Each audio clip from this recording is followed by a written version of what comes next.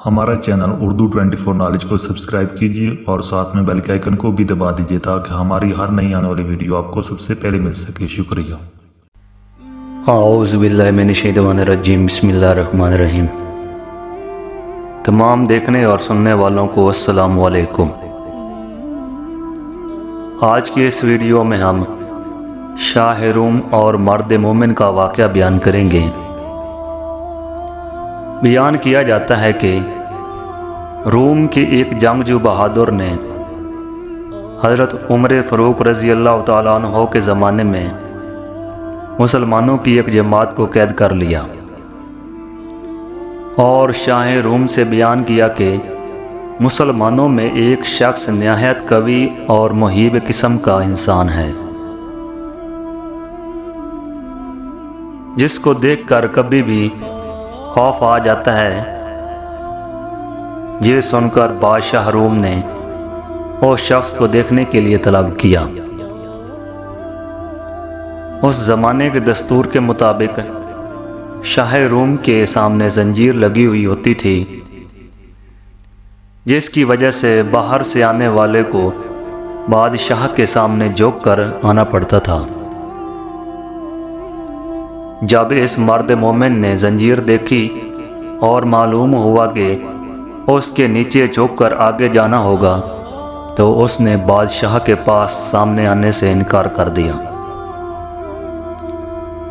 تب شاہ روم نے اس زنجیر کو اٹھانے کا حکم دیا تاکہ وہ شخص اس کے پاس آ سکے، جس سے اس کو دیکھنا اور اس سے باتیں کرنا منظور تھا۔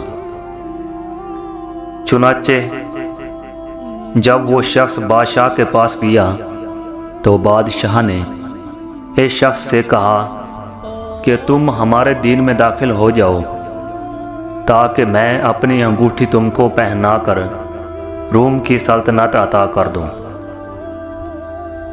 یہ سن کر اس مرد مومن نے کہا کہ دنیا کا آخر کتنا حصہ تیرے پاس ہے؟ بادشاہ کہنے لگا، دنیا کا تقریباً 1/3 یا 1/4 حصہ میرے قبضے میں ہے۔ اس مرد مومن نے کہا کہ اگر پوری دنیا بھی تیرے قبضے میں ہوتی اور تو ایک دن کی اذان کے عوض مجھے دیتا تو میں تب بھی تیری یہ دعوت قبول نہ کرتا، جبکہ تو اپنی سلطنت کے عوض میرا ایمان خریدنا چاہتا ہے۔ شاہ روم نے یہ سن کر دریافت کیا کہ اذان کیا چیز ہے، تو مرد مومن نے اس کے سامنے اذان کے کلمات پڑھے۔ یہ سن کر شاہ روم سمجھ گیا کہ اس کے دل میں حضرت محمد صلی اللہ علیہ وآلہ وسلم کی محبت سما چکی ہے، اس طرح کام نہیں چلے گا۔ یہ سوچ کر اس نے حکم دیا کہ ایک دیگ میں پانی گرم کیا جائے اور اس شخص کو اس میں ڈالا جائے تاکہ کھولتے ہوئے پانی میں اس کا کام تمام ہو جائے یا خوف کھا کر اپنے دین سے پھر جائے۔ چنانچہ حکم کی تعمیل کی گئی۔ جب اس مرد مومن کو دیگ میں ڈالا گیا تو وہ بسم اللہ پڑھ کر داخل ہوا اور حکم الہی کی برکت سے دوسری جانب سے باہر آ گیا۔ یہ دیکھ کر لوگوں کو اور بھی تعجب ہوا اور اس کے بعد بادشاہ نے حکم دیا کہ اندھیری کوٹھڑی میں اس کو بند کر دیا جائے اور 40 دن تک سوائے خنزیر اور شراب کے کوئی چیز اس کو کوٹھڑی میں نہ ڈالی جائے۔ چنانچہ اس کی تعمیل کی گئی اور جب 40 روز کے بعد کوٹھڑی کھولی گئی تو لوگوں نے دیکھا جو کچھ اس میں ڈالا گیا تھا اس میں سے مرد مومن نے کچھ بھی نہیں کھایا۔ جب اس سے دریافت کیا گیا آخر تو نے اس حالت میں کیوں نہیں کھایا، حالانکہ شریعت محمدی میں ایسی ضرورت کے وقت اس کا استعمال جائز ہے؟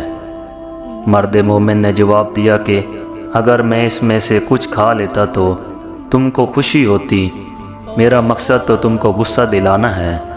پھر بادشاہ اسے کہنے لگا کہ اچھا اگر تو مجھے سجدہ کر لے تو میں تجھے اور تیرے ساتھیوں کو چھوڑ دوں گا۔ یہ سن کر مرد مومن نے جواب دیا کہ حضرت محمد صلی اللہ علیہ وآلہ وسلم کے دین میں خدا کے سوا کسی کو سجدہ کرنا درست نہیں ہے۔ اس کے بعد بادشاہ نے حکم دیا کہ اچھا پھر تم میرا ہاتھ چومو کہ میں تم کو اور تمہارے ساتھیوں کو رہا کر دوں۔ مرد مومن نے جواب دیا کہ ہاتھ کا بوسہ دینا صرف باپ، سلطان عادل اور استاد کے لیے جائز ہے، دوسرے کے لیے نہیں۔ پھر شاہ روم نے کہا کہ اچھا میری پیشانی کو بوسہ دو، تو اس پر مرد مومن نے جواب دیا کہ ہاں ایک شرط کے ساتھ ممکن ہے۔